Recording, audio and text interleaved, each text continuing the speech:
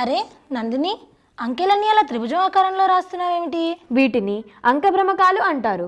ఇటువంటి త్రిభుజాన్ని నేను మన గణిత పుస్తకంలో చూశాను. దానిని అంకగణిత త్రిభుజం అని కూడా అంటారు. ఈ త్రిభుజం ఎలా వస్తుంది? నాకు పూర్తిగా తెలీదు. మూర్తి అంకుల్ ఉన్నారుగా, అడిగి తెలుసుకుందాం. అగో అంకుల్ వస్తున్నారుగా. మూర్తి అంకుల్ అంటున్నారేంటి? అంకుల్, మాకు అంకగణిత త్రిభుజం గురించి చెప్తారా? సరే చెప్తాను, కానీ ముందు నేను కొన్ని ప్రశ్నలు అడుగుతాను, సమానం చెప్తారా? అలాగే అంకుల్. దేవి, ద్విపదికి ఒక ఉదాహరణ చెప్పు. x+y ఒక ద్విపది.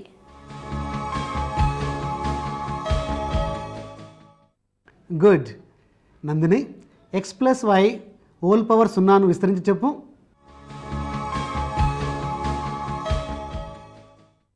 ఏ పదానికైనా ఘాతాంకం 0 ఉన్నప్పుడు దాని విలువ 1 కదా.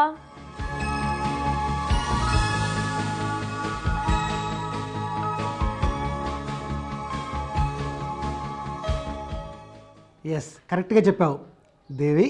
ఇప్పుడు x+y హోల్ పవర్ 1ని విస్తరించి చెప్పు.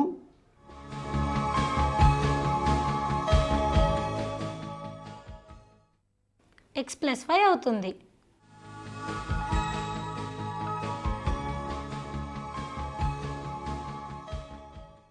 నందిని, x+y హోల్ పవర్ 2ను విస్తరించు.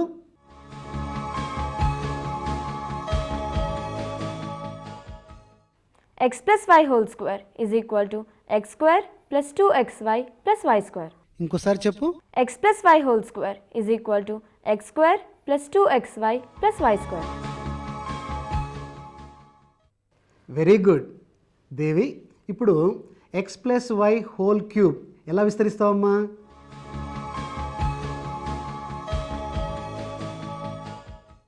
x+y whole cube is equal to x³ + 3x² + 3xy² + y³ ఇంకోసారి చెప్పు. x+y whole cube is equal to x³ + 3x² + 3xy² + y³.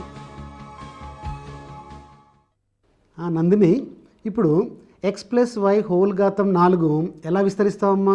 చెప్పు.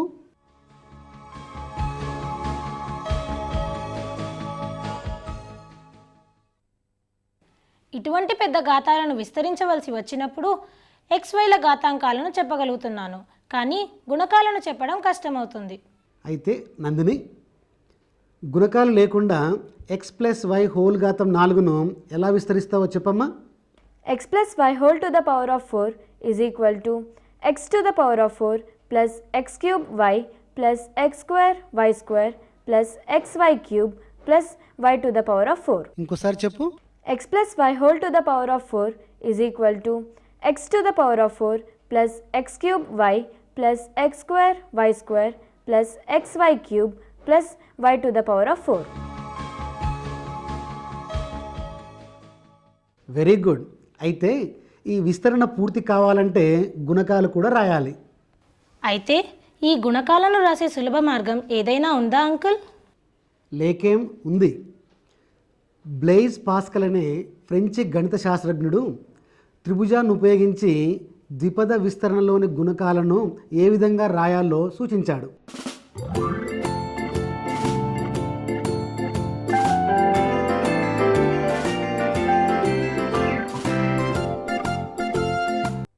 పాస్కల్ అంటే సంకలనం వ్యవకలనం చేయగల యంత్రాన్ని కనుక్కున్నాడు ఆయనే కదా? అవునమ్మా, అతనే. ఆ త్రిభుజం ఎలా ఉంటుంది? ఆ త్రిభుజం రాయడానికి ముందు మనం ఇంతకుముందు విస్తరించిన ద్విపది గుణకాలను ఒకసారి చూడండి.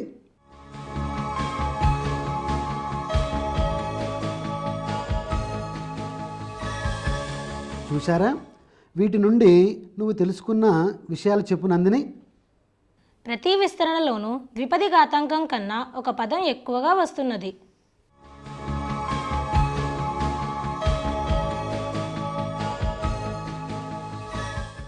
వెరీ గుడ్ దేవి. ఇంకొక విషయం చెప్పు. ప్రతి విస్తరణలోనూ మొదటి చివరి పదాల గుణకాలు 1 అవుతున్నది. అయితే ఘాతాంకం 0 ఉన్న పదంలో మాత్రం ఒకటే పదం ఉంటుంది కదా? వెరీ గుడ్ దేవి. ఇంకేమన్నా చెప్తావా? మొదటి పదంలో xకు ద్విపది ఘాతాంకం వస్తుంది. తర్వాత x ఘాతాంకం క్రమంగా ఒకటి తగ్గుతూ ఉంటుంది, y ఘాతాంకం క్రమంగా ఒకటి పెరుగుతూ ఉంటుంది. చివరి పదంలో yకు ద్విపది ఘాతాంకం వస్తుంది. Very nice. దీని ప్రకారమే ఇంతకుముందు దేవి x+y^4ను విస్తరించి చెప్పింది.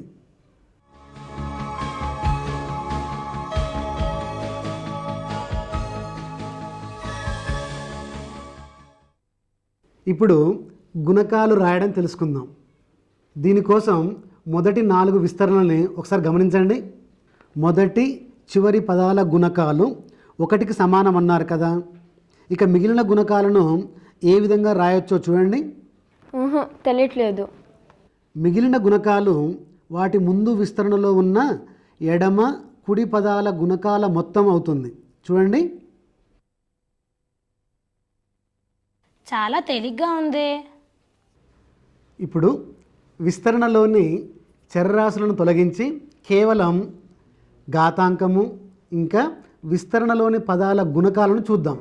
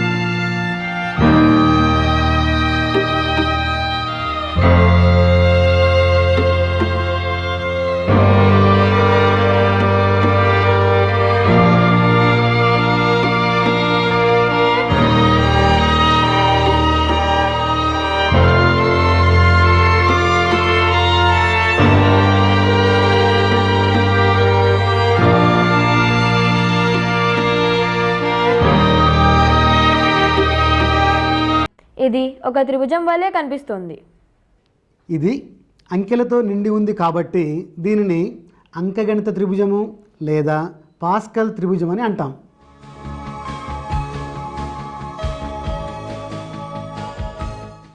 ఓహో, దీన్ని పాస్కల్ కనుక్కున్నాడు కాబట్టి పాస్కల్ త్రిభుజం అంటామా? ఈ త్రిభుజాన్ని పాస్కల్ కన్నా ముందే క్రీస్తుకు పూర్వం 3వ శతాబ్దానికి చెందిన పింగళ అను భారతీయ గణిత శాస్త్రవేత్త ద్విపది యొక్క గుణకాలను మేరు ప్రస్తార రూపంలో సూచించాడు. అలాంటప్పుడు దీన్ని పింగళ త్రిభుజం అనాలి కదా. ఈ త్రిభుజానికి ఆద్యుడు పాస్కల్ కానప్పటికీ త్రిభుజ ధర్మాలను వెలుగులోకి తీసుకొచ్చాడు కాబట్టి అతని పేరు మీద పాస్కల్ త్రిభుజం అని అంటారు.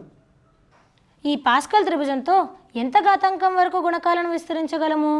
సాధారణంగా ఘాతాంకం 7 వరకు ఈ పాస్కల్ త్రిభుజాన్ని ఉపయోగించి విస్తరించగలం. అంతకన్నా ఎక్కువ ఘాతాంకం ఉన్నట్లయితే విస్తరించలేం. పింగళ చెప్పిన మేరు ప్రస్తార రూపంలో కూడా అంతేనా? అవునమ్మా, ఆ విధానంలో కూడా ఘాతాంకము 7 వరకు మాత్రమే విస్తరించడం సులభం. మరి అంతకన్నా పెద్ద పెద్ద ఘాతాంకాలు వచ్చినప్పుడు ఎలా? దానికి వేరే పద్ధతి ఉంది. దాని గురించి తర్వాత చెప్తాను. అయితే ఇప్పుడు మనం నేర్చుకున్న విషయాలని ఒకసారి మనం గుర్తు తెచ్చుకుందామా? పాస్కల్ త్రిభుజానికి మరొక పేరేంటి? అంకగణిత త్రిభుజం. పాస్కల్ త్రిభుజానికి ఉన్న ఒక ధర్మం ఏంటి? మొదటి చివరి పదాల గుణకాలు ఎప్పుడూ ఒకటికి సమానం. పాస్కల్ త్రిభుజం యొక్క మరో ధర్మం ఏమిటి? మధ్యలో ఏదైనా పదం యొక్క గుణకము దాని ముందు వరుసలోని ఎడమ కుడి పదాల గుణకాల మొత్తానికి సమానం. పాస్కల్ త్రిభుజాన్ని ముందుగా మేరు ప్రస్తార రూపంలో చెప్పిన భారతీయ గణిత శాస్త్రవేత్త ఎవరు? పింగళ. వెరీ గుడ్, ఇద్దరు కూడా బాగా చెప్పారమ్మా. ఇక వెళ్ళి ఆడుకోండి.